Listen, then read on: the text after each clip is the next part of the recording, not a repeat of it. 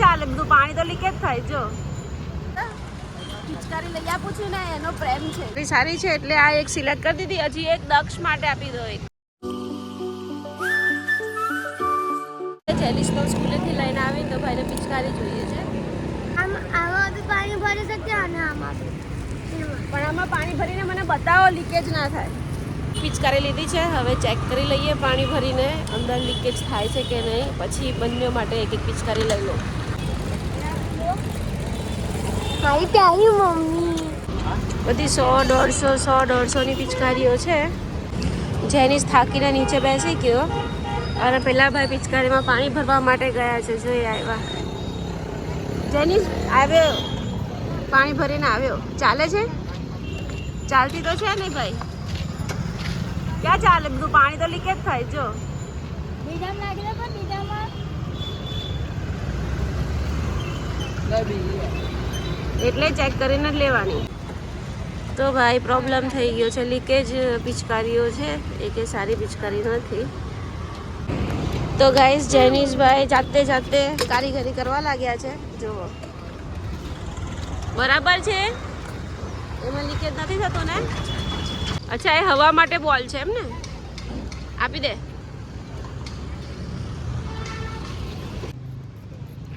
ચાલી પિચકારી સારી છે એટલે આ એક સિલેક્ટ કરી દીધી. હજી એક દક્ષ માટે આપી દો. એક એ ચેક કરીને એક દક્ષ માટે આપી દો.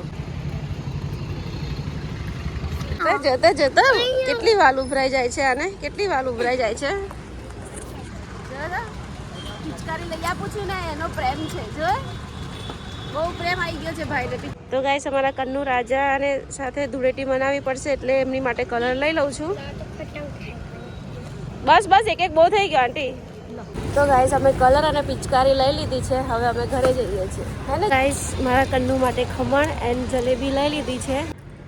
તો ગાઈસ ફાઇનલી ઘરે આવી ગઈ છું અને મેં ફટાફટ પહેલાં તો દાળ ભાત મૂકી દીધા કેમ કે 11 વાગી ગયા છે. હમણાં 12:30 તો દક્ષ ને એના પપ્પા આવી જશે જમવા કેમ કે આજે સેટરડે છે.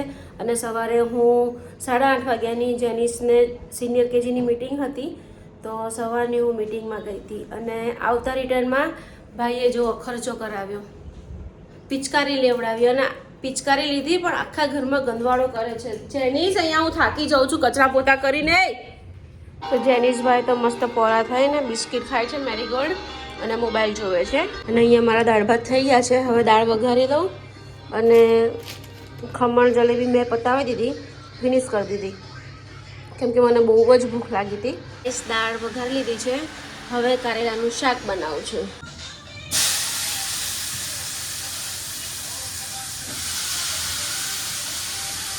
તો ગાઈસ બપોરના 2 વાગી ગયા છે ને હું મસ્ત દાળ ભાત ને દહીં જમું છું. જો ભાઈ એક પિચકારીના લીધે બંને જણા લડે છે. આ જેનિસ માનતો નથી ને દક્ષ ઉપર બિચારા પર પિચકારી માર્યા કરે છે.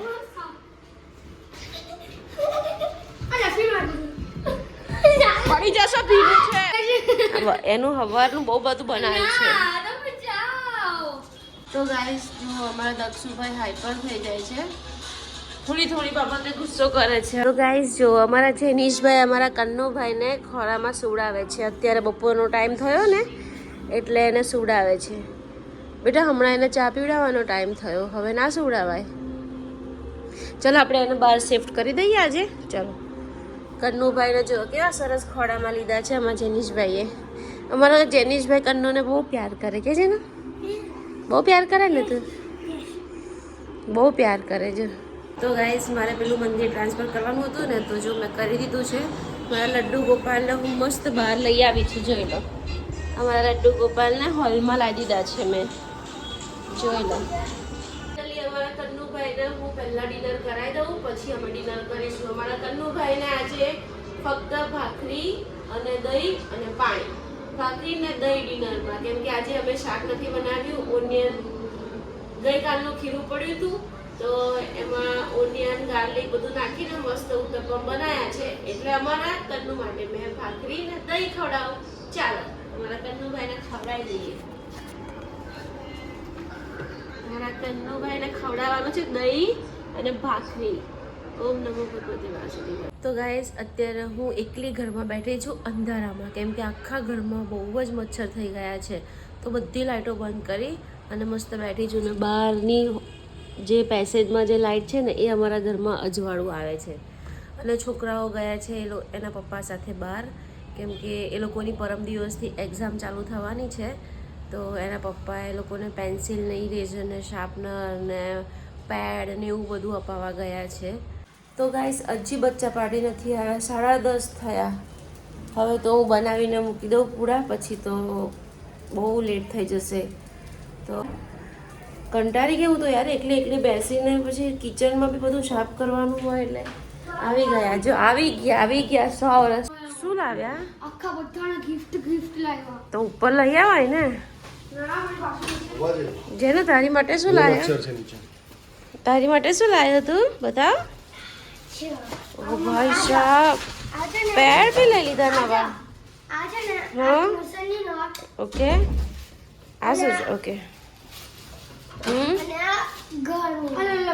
ઓકે કાંઈ વાંધો નહીં બેટા. તે શું લીધું? વાવ. હા બેટા ઓકે સરસ. Okay good boy. ચાલો આવી ગયું ને બધું પરીક્ષાનું? સારું ચાલો. તો જો અહીંયા મારા મસ્ત પૂરા થાય છે.